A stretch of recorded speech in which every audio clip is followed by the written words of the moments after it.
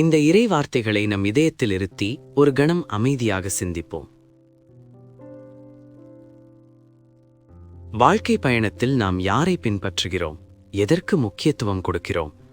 அன்று இஸ்ரேல் மக்கள் வேற்றினத்தாரோடு கலந்து தங்கள் நம்பிக்கையை இழந்தது போல நாமும் இன்று நம்மை சுற்றியுள்ள உலக போக்கினால் நம் ஆன்மீக விழுமியங்களை இழந்து கொண்டிருக்கிறோமா?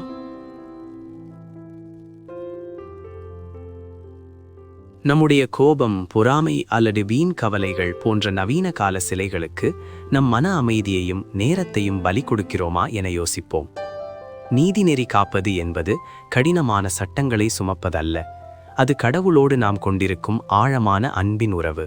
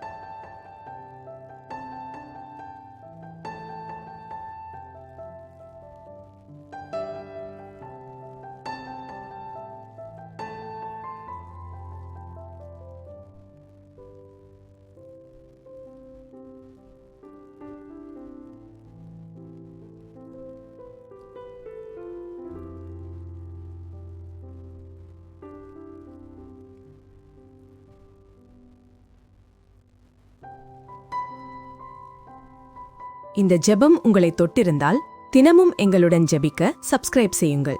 கடவுள் உங்களை ஆசிர்வதிப்பாராக.